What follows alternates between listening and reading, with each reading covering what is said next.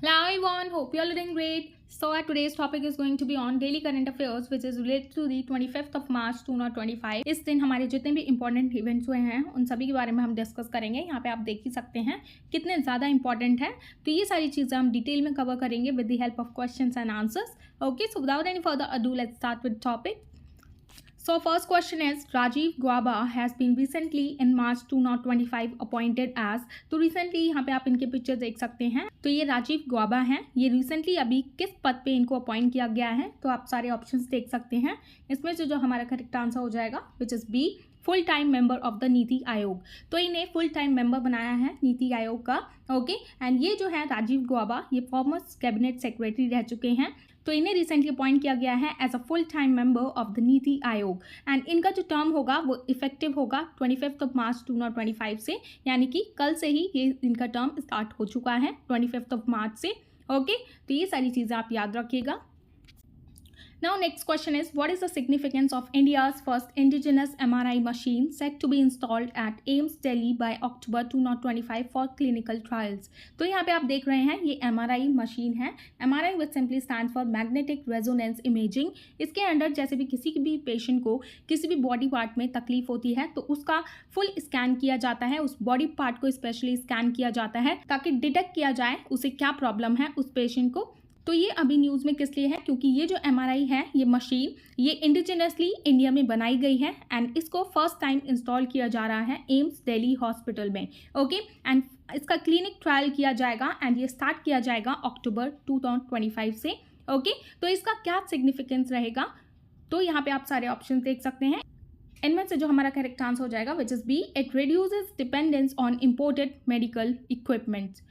Okay, तो यहाँ पे आप देख ही रहे हैं ताकि हमारे इंडिया में इसका ज़्यादा से ज़्यादा मैन्युफैक्चरिंग की जाए ताकि ये रिड्यूस कर सके हमारी डिपेंडेंसी को ऑन इम्पोर्टेड मेडिकल इक्विपमेंट। जैसे कि हम बाहर के देशों से ये सारी चीज़ें इक्विपमेंट्स जो भी हॉस्पिटल्स में इक्विपमेंट्स यूज़ किए जाते हैं तो वो मोस्टली बाहर से ही इम्पोर्ट कराए जाते हैं हमारे इंडिया में। तो उसको ख़त्म करने के लिए हमारे इंडिया ने ये फर्स्ट टाइम ये इंडिजिनसली इंडिया बेस्ड है ये ओके MRI मशीन। तो ये सारी चीज़ें इसीलिए थी ताकि हम अपने रिड्यूस कर सकें डिपेंडेंस को on imported medical equipments. Okay, तो ये सारी चीज़ें आप याद रखिएगा।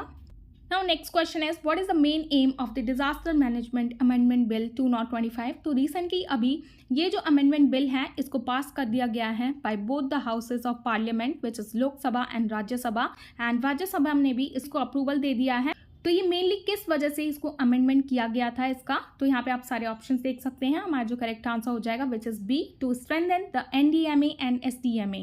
ओके, तो इसके अंदर बेसिकली अमेंडमेंट किया गया है डिजास्टर मैनेजमेंट एक्ट को 2005 का।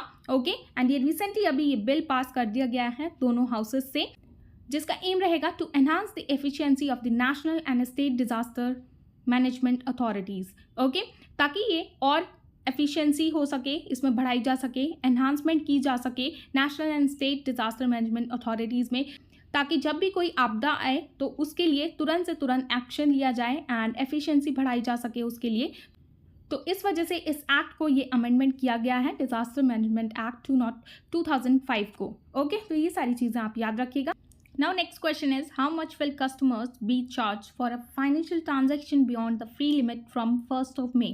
तो रिसेंटली अभी एक डिसीजन लिया गया है, जो कस्टमर्स हैं अब जब भी फाइनेंशियल ट्रांजैक्शन करेंगे बियॉन्ड द फ्री लिमिट तो उनको चार्ज किया जाएगा 1st ऑफ मे।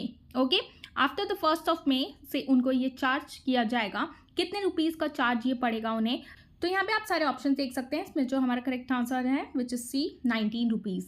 ओके, तो 19 रुपीज़ चार्ज किया जाएगा कस्टमर से for a financial transaction beyond the free limit. Okay, मतलब वो फ्री लिमिट से ऊपर अगर कैश ट्रांजेक्शन करते हैं तो उनको चार्ज देना पड़ेगा 90 रुपीज़। ओके, तो यहाँ पे आप देख सकते हैं, एंड ये जो 19 रुपीज़ चार्ज किया जाएगा ये पर ट्रांजेक्शन पे किया जाएगा up for the ₹17 from May 1st 2025।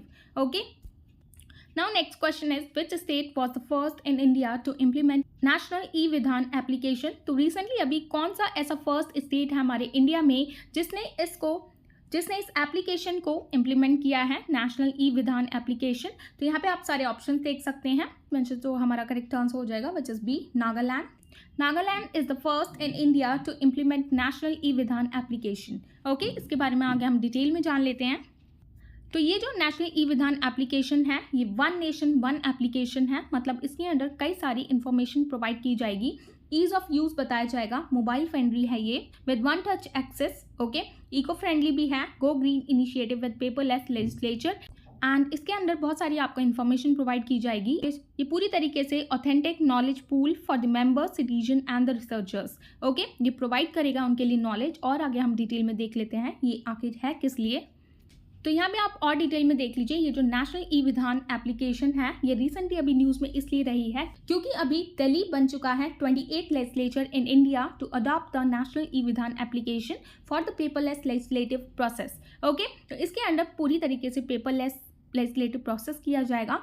And Nagaland जो है इसने ये फर्स्ट स्टेट बन चुका था, इम्प्लीमेंट किया था जिसने नेशनल ई विधान एप्लीकेशन को अपने स्टेट में। तो ये जो इम्प्लीमेंटेशन हो चुका था 2022 में ही, okay. And recently Delhi legislative assembly जो है उसने साइन किया है memorandum of understanding with the union ministry of parliamentary affairs and the government of national capital territory of Delhi on 22 March 2025। इसीलिए ये नेवा एप्लीकेशन न्यूज़ में है। एंड ये जो MOU है ये साइन किया गया है दिल्ली में in the presence of union minister Kiran Rijiju and Delhi assembly speaker Vijender Gupta, okay. इन दोनों के सामने ये MOU साइन किया गया है। एंड अब बात कर लेते हैं हम नेवा के बारे में, which simply stands for national e Vidhan application. ये जो है ये एक डिजिटल प्लेटफॉर्म है under the digital India initiative, जिसको डेवलप किया गया है to achieve prime minister Narendra Modi's one nation one application vision, okay. तो ये प्राइम मिनिस्टर का जो विजन है one nation one application vision, तो इसको ये अचीव करने के लिए इस एप्लीकेशन को लॉन्च किया गया है, जिसको मैनेज किया जाएगा union ministry of parliamentary affairs के द्वारा, ओके। तो ये चीज़ भी बहुत ज़्यादा इंपॉर्टेंट हो जाती है आपके पर्सपेक्टिव से। ये जो नेवा एप्लीकेशन है इसको मैनेज किया जाएगा by the union ministry of parliamentary affairs, okay. तो ये सारी चीज़ें आप याद रखिएगा। Now next question is the 6th edition of the Jal Shakti Abhiyan Catch the Rain 2025 initiative was recently launched in which state? तो ये जो है जल शक्ति अभियान का 6th एडिशन सेलिब्रेट किया गया है, जिसका नेम है कैंपेन का कैच द रेन, ओके। तो कौन से स्टेट में इस इनिशिएटिव को लॉन्च किया गया है, यहाँ पे आप सारे ऑप्शंस देख सकते हैं। इसमें से जो हमारा करेक्ट आंसर हो जाएगा which is A Haryana, okay. तो यहाँ पे आप देख लीजिए ये जो 6th एडिशन है जल शक्ति अभियान, जिसका कैंपेन का नेम है कैच द रेन 2025 में इसको लॉन्च किया गया है in Panchkula Haryana on world water day. And ये जो वर्ल्ड वाटर डे है इसको सेलिब्रेट किया जाता है 22 मार्च every year, okay.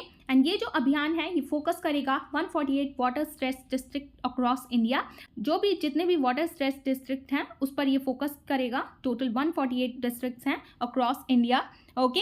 And this was the first time the campaign was launch outside the new Delhi. तो ये पहली बार न्यू दिल्ली के आउटसाइड इसको लॉन्च किया गया है पंचकुला हरियाणा में, ओके, जो कि प्रमोट करेगा water conservation awareness and community participation. मतलब इसके अंदर बहुत सारी कम्युनिटीज पार्टिसिपेट करेंगी ताकि अवेयरनेस फैलाई जा सके कि हमारे वाटर को कैसे कंजर्व करना है, कैसे वाइजली यूज करना है उसको, ओके, ताकि हम उसको सेव करें अच्छे से, आगे के टाइम में हमारी फ्यूचर जनरेशन को भी वो सस्टेन रहे।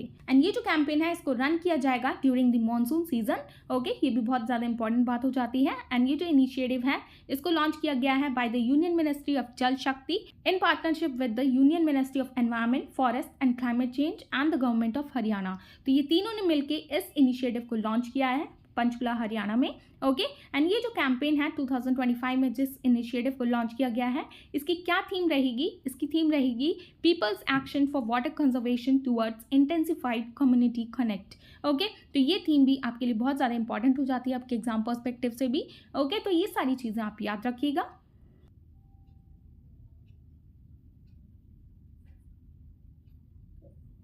So this is the end of topic, and I hope you found this video informative, and if you found this video informative please give it a thumbs up, and for more informative videos please like, share and subscribe to my channel which is Shivest Education. And thanks for watching. Bye bye, take care, I'll see you in the next one.